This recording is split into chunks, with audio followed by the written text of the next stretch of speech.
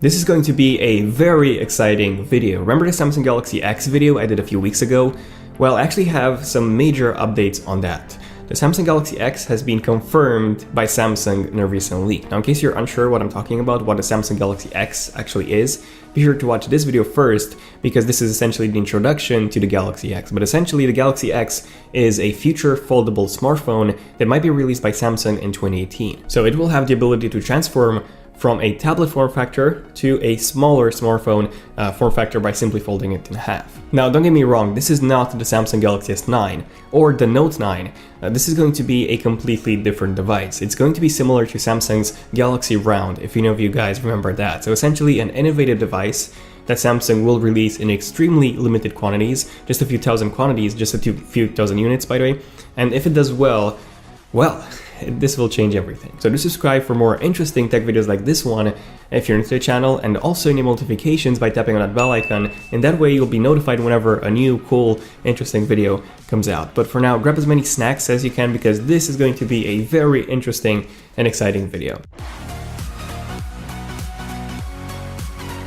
Okay, so earlier this week, Mobile Copen, hopefully that's how you pronounce it, they spotted something very interesting. So a support page from for an unreleased Samsung device with the model number SMG888N0. And the reason why this is quite intriguing, I would say, is that it was pulled really quickly by Samsung. So it was only there for a few minutes, and then Samsung realized that they made a mistake, and they quickly removed it. Now, if you take a look at the actual model number SMG880N0, this is something entirely new, a completely new device. So the S8 and the S8 Plus, they have SMG950 and 955.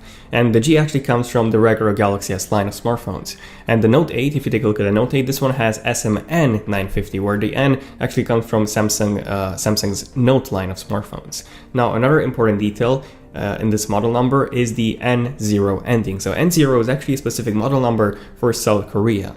And we also know that the Galaxy X would come in very limited quantities, so it would actually make sense to be strictly restricted to the South Korean market, not North Korean market yet, just for the South Korean market. It would make sense to be that way. Now, unfortunately, I would obviously love to get my hands on such a phone, and I believe most of you would be curious in checking out the Galaxy X as well. But if it's only going to be for the South Korean market, well, that might be a bit of an issue. Of course, that there might be an SMG 880 version with a different ending, so something other than N0, which would make it the international model.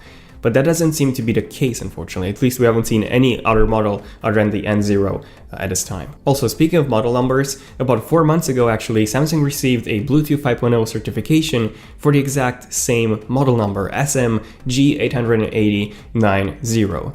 And then 7 months ago, back in April, the Wi-Fi Alliance, they approved the same model number, which was 880N0. So interesting enough, in this case, it was actually running Android 6.0 at that time. So there you go, it's official. At least the fact that Samsung's working on this mystery phone, it's been working on this mystery phone for a while now. But you know, it could be a random mid-range Galaxy phone, right? Well, I mean, it could be, but then Samsung filed for the Wi-Fi certificate and the Bluetooth one, and they haven't released this phone until, you know, more than a year after these filings. They will release it in 2018. So this is a bit suspicious. And then if you take a look at the support pages, Samsung usually publishes those about 1 to 2 months before the actual release of the phone. So considering all this, the release for this mystery Samsung phone is pretty imminent. And besides all this, Samsung has actually officially confirmed the existence of the Galaxy X. Wait, what? Yeah, so the president of Samsung Mobile, Ko Dong-jin, hopefully that's how you pronounce it, he told reporters a few weeks ago that the company is aiming to release a phone with a foldable display in 2018. However, he also said that they were having some problems, some issues that had to be fixed first, and only then they would actually release the Galaxy X. But he also assured that this would be in 2018. And another confirmation of the Galaxy X was actually made earlier this year by Kim Tae-wong. Again, hopefully I didn't murder her name. But he's actually the principal engineer at Samsung Display, who said exactly this. Because the bezel-free display currently sells well, we still have enough time to develop a foldable display. The technology is expected to mature around 2019. So we're most likely still going to see a foldable Galaxy X in 2018, but it will most likely have a number of issues which are only going to be fixed in 2019. I'm going to cover all the issues towards the end of the video, by the way. So the fixes will come most likely with a second generation Galaxy X in 2019, obviously if all the sales go well, of course. Now, speaking of sales, aside from releasing in South Korea only, unfortunately, this is not going to be a cheap phone. This is going to be a really, really expensive phone. So this will be priced somewhere around the Galaxy S9 or the Galaxy S9 Plus is priced. So around $900 or £900 in the UK, possibly a bit higher, even higher than this maybe, to match the price of the iPhone X. Okay, now I promised I was going to talk about all those possible Galaxy X issues. So essentially the Galaxy X would be a small tablet, so very similar to the iPad mini in size. And it would actually fold in half into a smartphone. Now that would be perfect, because you no longer have to take a tablet or a larger touchscreen device with you. You could just unfold your phone into something that's larger. So when you need the extra screen real estate, you'll have it. And when you don't need it and you need something more portable, there you go. It unfolds, it folds into a phone. So this is definitely the perfect scenario. And Samsung has been working on a foldable display ever since 2011, so 7 years ago. At least 7 years ago was when they actually showed us the actual prototypes of those foldable displays. So the development started even earlier than that, by the way. Now, over the years, we've seen a few concepts from Samsung. We've even seen even more and more foldable displays, essentially teasing us, but not really giving us an actual usable device, until the Galaxy X next year, that is. Okay, now in terms of the actual issues that are causing the Galaxy X's delay, well, there are quite a few. So the biggest ones being, of course, the display. So Samsung does have a foldable display that can withstand thousands and thousands of folds and unfolds, but keep in mind that you might be doing this like 30 times a day, or maybe even more for some people.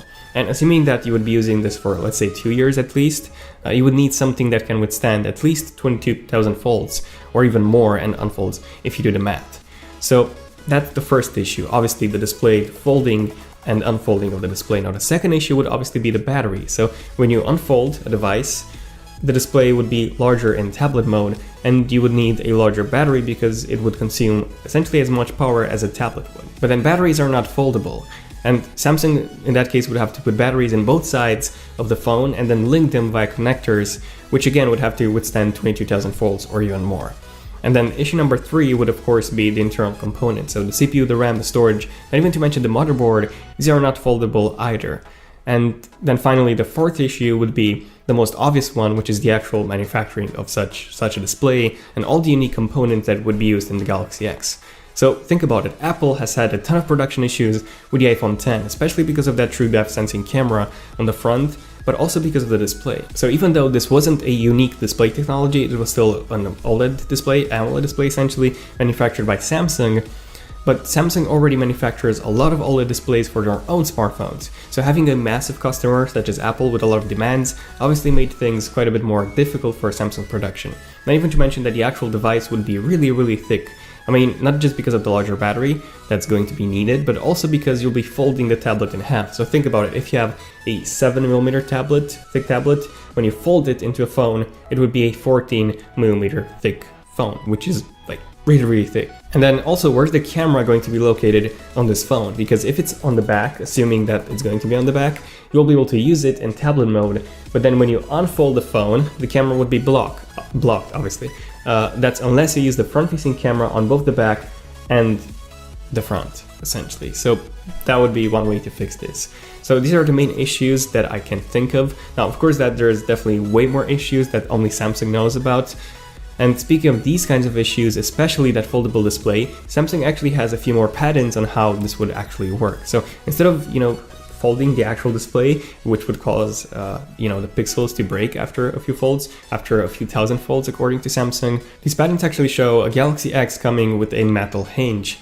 So when you fold it, the display would actually retract. So the display itself will never fold, and thus removing the issue of failing after a few thousand folds, just the hinge will fold, essentially. And just take a look at these few concepts that we made showing the Galaxy X, how it would look like and how it would work like. So essentially 2 displays that when you fold them together, when you unfold them, it will look like a tablet, and when you fold them, it will look like a phone. Now, I'm guessing that Samsung would be adding a second UI for the second screen, so possibly a tablet, either a tablet mode design or a secondary screen for the actual phone. But what would the display actually show when it's folded onto the back? Well, I'm guessing that in that case the display would be either off or it would be an always on display. And by the way, something really cool about this design is that the Galaxy X would always have a case, essentially. So think about it, when you fold the phone, so this is the display. When you fold the phone with the display on the interior, like this essentially, you will only see the back of the phone. So the phone will be closed. So no need to buy a phone case anymore. Joking, you will still need one, obviously, because you don't want to scratch the actual back in front of the phone. So essentially, it would bring that design from the Motorola Razr, if you remember those back in the day, that clamshell smartphone design. But there we go, quite a few updates on the Galaxy X that I wanted to cover. So if you're subscribed for more leaks and rumors episodes and interesting in-depth tech videos like this one, and then also any notifications by tapping on that bell icon so that you're notified whenever a new cool, interesting tech video comes out. And now let me know in the comments, what do you guys think about the Galaxy X overall? I'm really curious to reading your thoughts on this. I think it has a lot of potential, and I'm really hoping that this will translate to an improved version in 2019, and essentially all the phones and all the devices being like this a few years down the road. Also check out my Galaxy S9 Leaks and Rumors episodes 1 and 2. The first one is more general, and then in the second one, which I've uploaded 2 days ago, in that one I'm actually covering the leaked design, the leaked specs, and also the leaked benchmarks. So this is really interesting. This is with pretty much everything you need to know. But this is more interesting. So yeah, this was pretty much it. So feel free to dislike this video, like if you've enjoyed it, to let me know. And this was pretty much it. So thank you for watching. I'm Daniel, and I'll see you guys in my next one. Son of Tech, signing out. Cheers.